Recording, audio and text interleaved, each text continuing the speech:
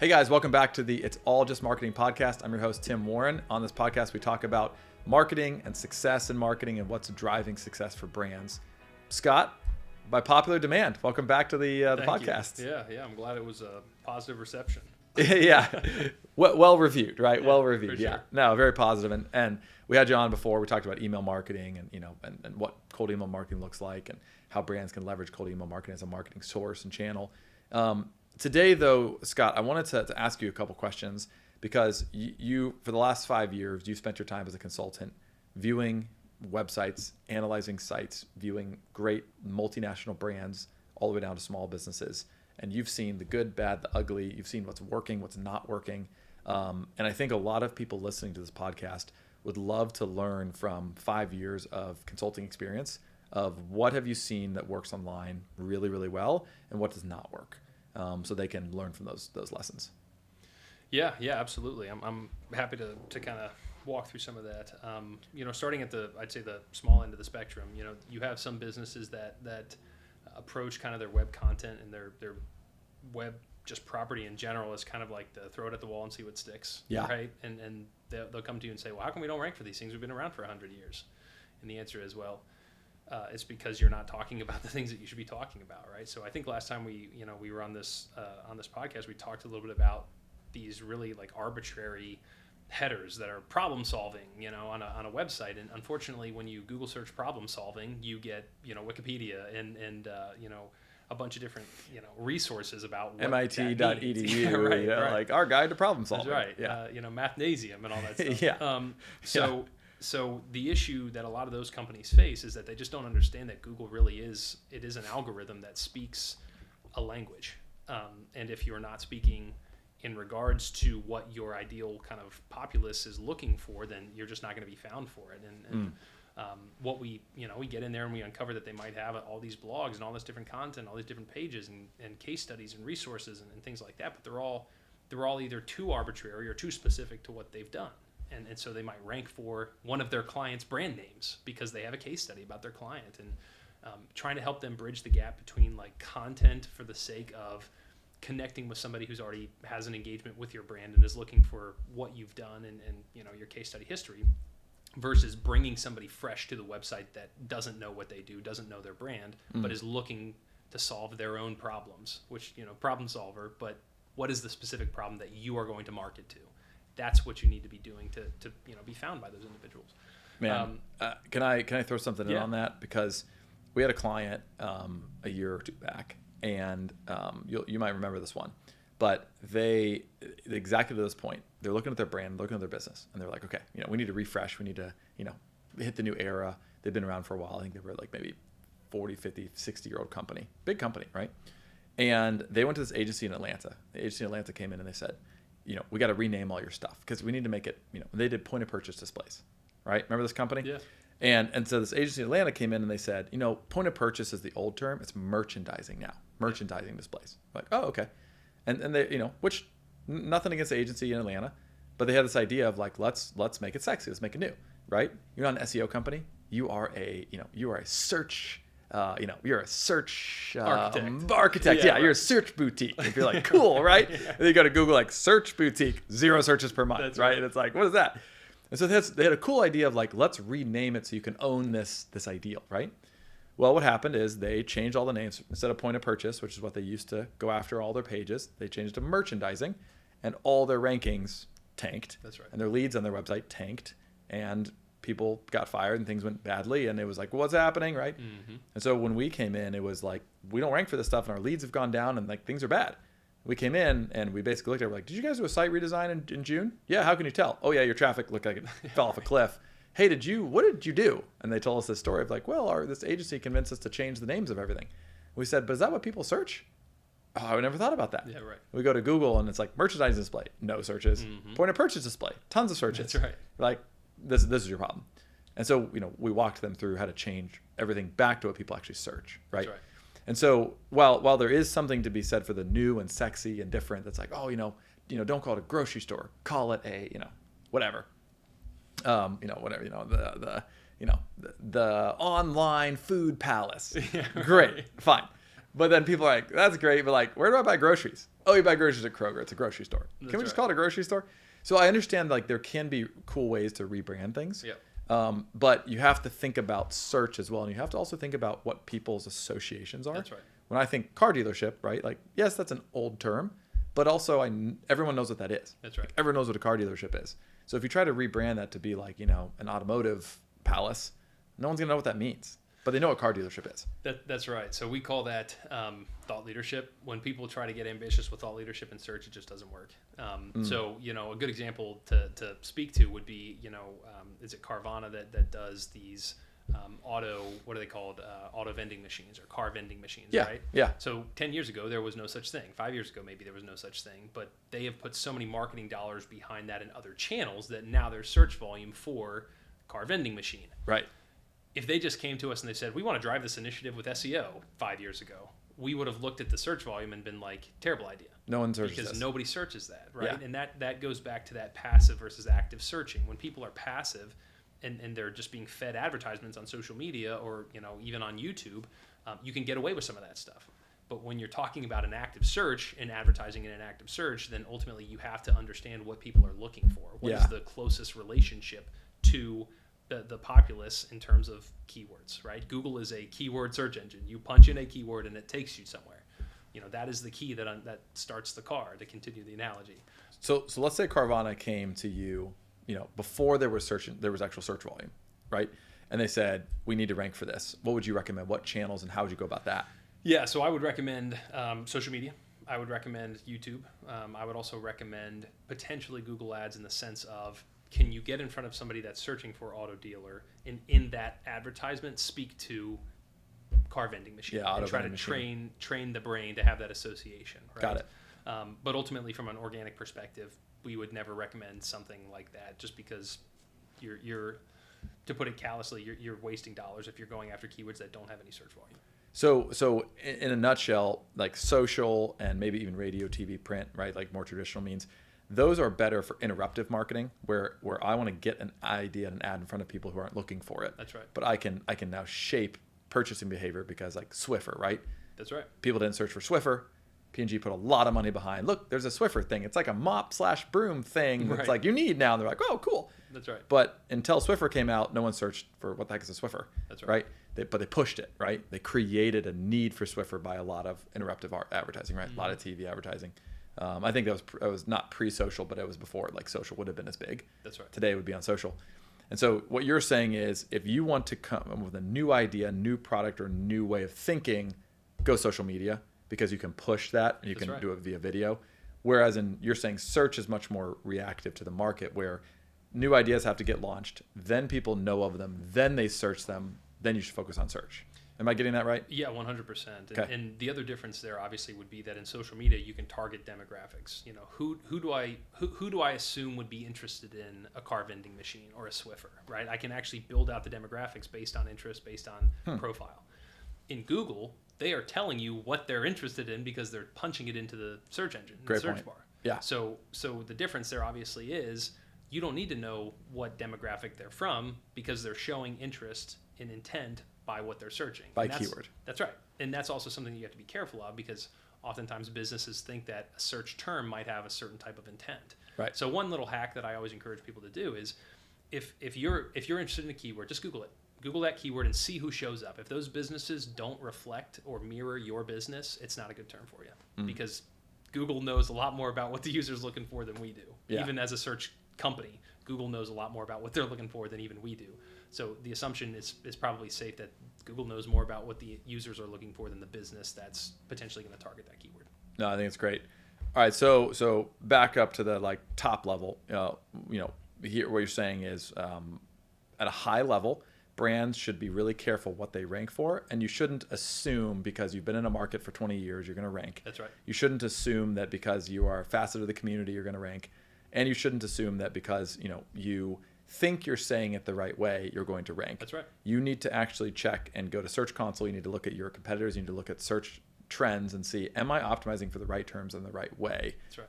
You're basically saying this idea of thinking Google owes you something, or because you have size or you have market dominance in other areas, that is automatically going to translate to search volume. That's right. So what that ultimately speaks to is just kind of a lack of awareness around Google's Google's algorithm, right? Okay. So if I'm a business that's been around for 100 years, and you can ask anybody in the neighborhood, how reliable is this business, and everybody says, oh, they're super reliable. Well, how does that get communicated to Google? Yeah, right. The answer is it doesn't, right? So Google works off of its algorithm and what it determines as sources of reliability and sources of trust. And oftentimes that's backlinks, right? So when we go in and we start to talk to a company about, do they have the authority? We talked about relevance before. Are they speaking the right words? Are they putting the right copy on their site?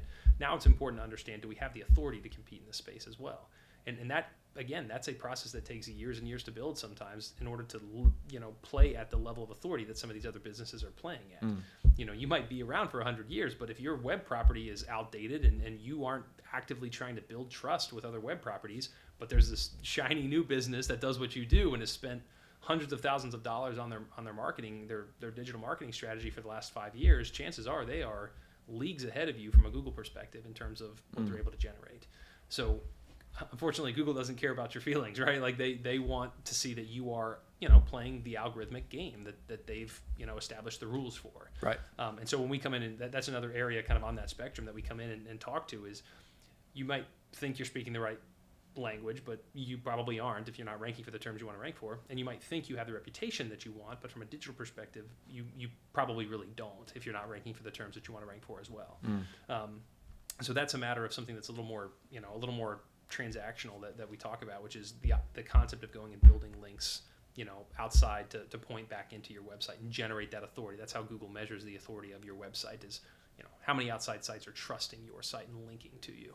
So that's another area on that spectrum in terms of when we talk to a business and they think they should be doing great, or they're confused as to why they're not doing great, or even, hey, we're in a good place, but how do we level up? Yeah. Link building is usually a big part of that strategy as well. So before we move to what's working for business and what you've seen working for businesses, what are some other things, small, medium, and large, that you see on brands oftentimes that are not performing well online, that you see them doing that they should not be doing? That's an interesting question. I would say not being intentional about their URL paths oftentimes leads to a lot of disruption, right? So if you think about a URL that maybe has multiple characters that are nonsensical, okay, Q8732PY question mark.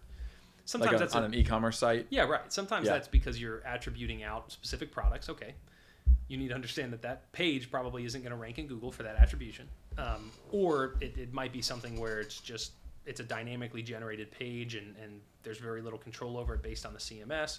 Then we might want to consider building out a static landing page that speaks to that product category. Whereas if you're already on the site and you're navigating to it, we don't care quite as much. But if we want to bring people in from outside of the website, you can put certain things in place on that like dynamic landing page that doesn't try to associate it with a Google search. You can build out that static landing page and indicate to Google, this is the page that we want to show up in search engines, even though they basically look the exact same. So that would be one thing. Also, just from like a relativity standpoint, right? The more, I think, like specific and targeted you can be as you build out that URL string, the more you can kind of indicate to Google, hey, all of these pages live within kind of a similar ecosystem or a category, right? And so one of the updates really to Google over the last couple of years has been this knowledge-based trust model that we talk a lot about. Right. And that's the idea of indicating to Google, hey, this part of my website is all talking about one concept, one category. All of the pages that live within here are all related to each other, and we're going to link to each other in an appropriate way to indicate to Google, this is all related to one another. We want to build up authority on this topic. Here's our 200 pages that talk about this one thing. Right. And you have to be really intentional with your site structure and URLs in order to achieve that. So that's one big area that sites miss is just kind of putting landing pages out there and hoping that they rank without thinking about the holistic strategy. How does all of this relate, within my business? So site architecture and URL architecture is really important. That's right. And I mean, would you put schema in that category? Like, schema, structured data markup, like, the site's doing those things well as well too? Yeah, that's a great call out. I always look at schema basically as kind of like the icing on the cake, right? If you're doing schema right, you're usually going to end up with probably an extra 10%, 20% of ranking potentially.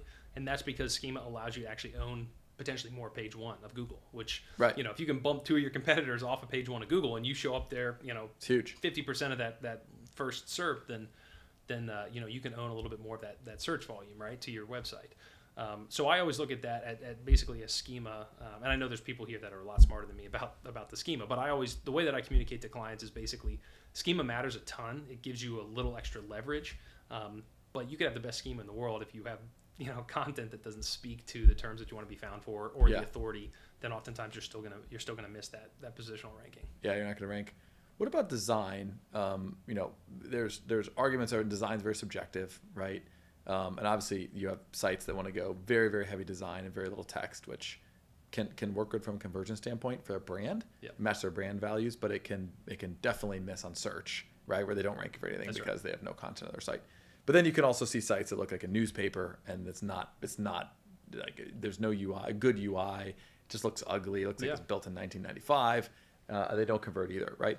I'm just curious to get your thoughts on sites that you think are really well designed and what principles of design do you think are great both for user experience, brand value, but also do really well in search? Yeah, that's a phenomenal question. So I always relate it to like, how much time do you want to spend on the site? Objectively, you land on a landing page. Do you want to be there or not? There's great content here, but even if this is content that I'm super interested in, if I don't want to spend time on this website, I'm probably not going to. Right? Yeah, probably gonna bounce. If it also doesn't intuitively walk me through the information that I'm looking for, I'm probably not going to spend time on that site either. So you might go to a landing page, and these people will be, we spent thousands of dollars on the UX here, and when you scroll, it goes sideways instead of up and down. It's like, okay, all that stuff is really cool, but if it confuses the user, and you're not getting any conversions, then you want to potentially rethink the purpose of the website. Yeah. Right. Yeah. So I'm a big believer that the reason websites have multiple pages and the reason you would put content out there is for people to read it. You're not just going to write 10,000 articles for the sake of writing 10,000 articles. You want people to consume that content. Right. But if you're making it difficult for them to do that or making it difficult for them to convert, then they're probably not going to. If your call to action is the bottom of a page and they got to scroll to get to it, and you have one conversion out of every 100,000 visitors, I think you have your answer. Right. You have your answer as to why it's not potentially working. Right.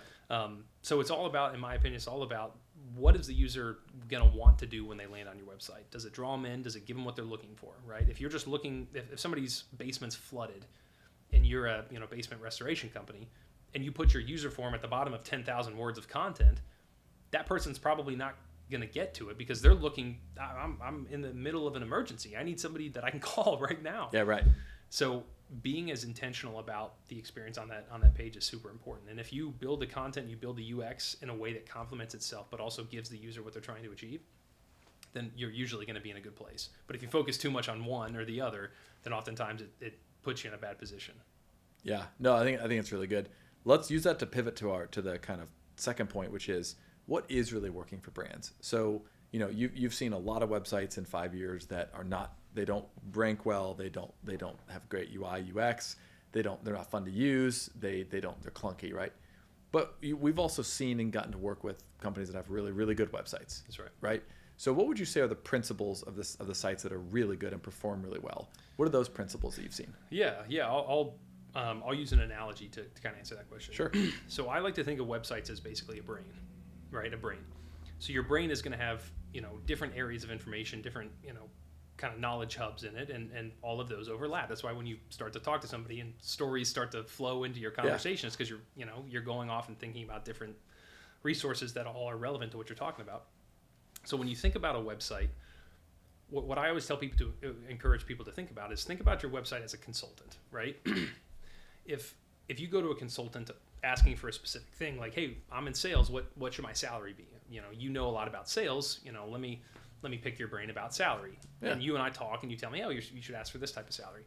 And then I'm like, oh, that's cool. What kind of sales methodology do you subscribe to? And you're like, sales methodology, what do you mean? I'm like, well, there's different, sales styles. There's, Sandler and the Challenger sale.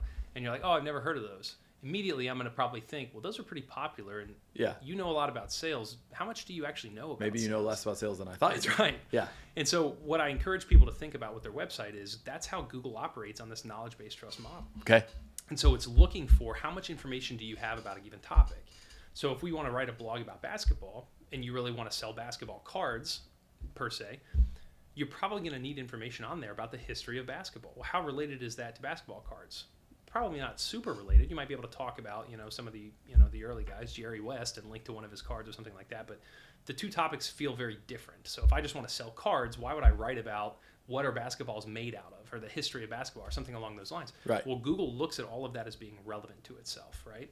So one of the things that's really working right now for clients is a very specific and intentional kind of content structure and storytelling across their website.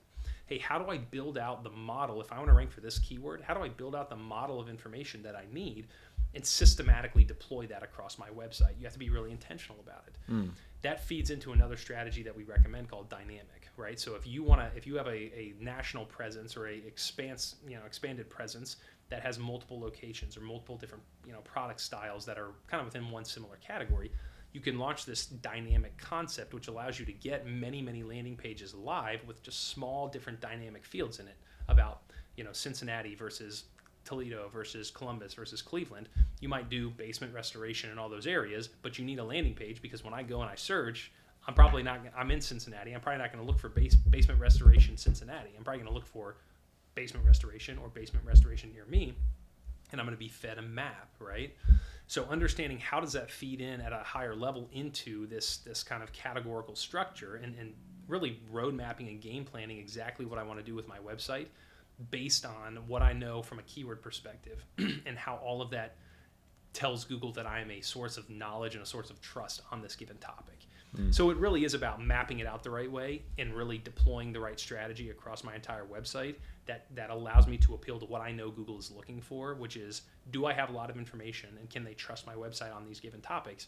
And now is my content speaking directly to what I know my users are looking for? So we are actually encouraging sites now to launch a lot of content, whether or not there's keyword and SEO true like traffic generation capability. Right. Because we know Google is saying, you know a lot about SEO, but do you know about this little piece of SEO over here? And if we have that content that's on our website that most likely one or two people is going to navigate to and read, then Google can still see that we know what we're talking about on a holistic perspective. So it's that amount of content that's really working right now is a wide range of high quality content. So if I had to give the overarching idea, there is brands that are doing a really good job creating width of content. So you don't just have a nice looking keyword optimized landing page, right? That 1,500 words with some backlinks pointing to it, which is kind of the way SEO has worked. You have content that surrounds all the topics and the subtopics and the not just near me, but Cincinnati and Cleveland and Columbus and all the different services, so that you show Google that I'm hyper relevant for this term or this keyword phrase, this kind of idea of entity SEO. That's right. Those brands are doing really well right now. That's right. Did I understand that correctly? Yeah, Okay. absolutely. And so I think the interesting takeaway there is thinking about, if that's the case, and of course AI comes into this, right? How to use AI. I'm going to be speaking at Search Engine Land in July or June 13th to 14th, and my topic is on AI and entity SEO and how I think that's going to be the dominant, that's going to be the thing that makes people dominant in SERPs in the next 2 years. And the reason I think they work so well together is because that entity idea is, if you're going to rank for basketball cards, you need to rank for basketball and Jerry West and what are basketballs made of and basketball in developing countries and all the whatever stuff. Right. You need all that content. Well, AI is really, really good at creating content at scale. And AI is really good at creating content both fast and wide, because if you use Noble or tools like Noble SEO, which you can Google and just go to their website, if you use tools like that, you can create 10, 15, 20 content pieces a day if you wanted to. That's right? We do recommend human editing, but you can create a lot of content very quickly, and you can create content that meets Google's terms of service, EAT, and it works, and you're not going to get penalized. And you can do it way, way faster than any company can with a team of writers. That's right. Right? Unless you have a massive team of writers. But that allows you to have all this topical authority and this topical depth and this topical width, which is causing these brands to rank and search volume to go very, very high. And their online authority is really rising because Google's like, well, I'm going to rank them for this. I'm going to rank them for that. I'm going to rank them for this. So the basic idea I'm hearing from you is if you're going to go after topics, if you're going to win today in search, you got to really go after the topic in its entirety. Try to aim to be more of the Wikipedia of that topic than I have a Cincinnati, page for, water restoration in Cincinnati. I'm fine. you're probably going to get outranked by guys who are way, way more authoritative from a content perspective now on what is water restoration. What does water restoration mean in every city? Yep. What's the history of water restoration? What's the history of water? Right. What is the composition of water? H2O. What does H stand for? Here's a degree in chemistry. That's right. Exactly. You're 100% right. And that actually rounds out our conversation nicely, because those are the strategies that we're recommending today for the companies that maybe do historically have pretty good performance, but want to take it to the next level, right? One of the questions that we often get is, well, what about site bloat? And so that's the concept of your site having too much content or too many pages on it. Yeah. I definitely ask one of the engineers about this a little bit more than just me, but the way that I've always thought about site bloat is oftentimes that takes place when you have landing pages, you just have website pages that are like, they host a JPEG or they host an image or they host, some random element on them, and now you ultimately, because of the way that your business is built from a digital perspective, every time a new client does one thing, it generates a page on your site or something like that, as opposed to there being like high value content that we're launching on these pages. Right. We don't consider that site bloat, and we also it's not at the scale that would lead to like severe concern, right? We see websites all the time that have millions and millions and millions of pages on them that are not penalized by Google for having site bloat. So we typically look at when somebody comes up to us with that concern, like, hey, you want me to put 600 new pages live on my website this year? Well, what, isn't Google going to say that that's too much? And the answer is no. I mean, you look at the sites that are trending upward over the last 6 months, and you basically can see that some of them have reduced site bloat, and you'll see this big drop in the organic pages. Yep. And then it's starting to creep back up. The organic pages are creeping back up, and the traffic's creeping back up, and it's because they've taken all of those bloated pages off, and they're starting to launch high quality pages, and so the traffic and the page volumes are starting to trend back upward. So it's been kind of unique, because as we've seen this, one of our things has always been, the more content you have, the more traffic you can generate. And so when it first started to happen, we're like, well, wait a minute, they cut all this traffic off their all these pages off their website, and their page volume is going way down, but their traffic is spiking. Why is that? There's two reasons. One, obviously you're helping Google out because you're reducing the server bandwidth that they're using on your website, so they're going to prioritize your site and not worry about their spiders crawling it. But two, you're also reducing potential cannibalization, right? So you're purifying the pages that are on your website, and now they're launching these other high quality pages that have good content on them, and that's boosting their traffic even more. So we've seen that a lot the last 6 months, is that big drop in page volume, which is good. It means a lot of sites are realizing, hey, we have way too many low quality pages on our website, so we're going to pull those back. Yeah, I mean, Jake Ward on if you follow Jake Ward on Twitter, he launched they did a site. I don't know if it started like how it had a DR, but it had DR 51, right? Domain rating 51. And they took it from 0 to 750,000 monthly users in 12 months by using AI content, 7,700 articles. And they just start putting content out there, boom, boom, boom, boom, boom, boom, boom. But it was like high quality content. It wasn't just bloat content, right? And they went from 0 to 750,000 a month in 12 months. It's crazy. Right? And I was actually looking at, when I was doing some preparation for a speaking event, I was looking at the travel nursing keywords. And one of there's a pretty low DR site with like a 33 ranking on page 1. And I went to take a look. I'm like, I wonder what they're doing. And in the last 30 days, they have increased their organic pages by 300%. It was just like, whoop. Mm-hmm. I was like, oh, that's what they're doing. And so they're probably doing entity SEO and going after the entity of travel nursing, creating tons of content around that entity in a short time frame and a wide window of travel nursing. And, if we dug into that, we'd see the exact same thing. That's right. Where they're going very, very wide, very, very deep in this one category, and with a pretty low DR, they're breaking onto page 1 for a very competitive keyword. Well, Scott, thanks for coming on, man. I really appreciate your time. For sure. Guys, you've been listening to the It's All Just Marketing podcast. I'm your host, Tim Warren, and we'll see you guys on the next one.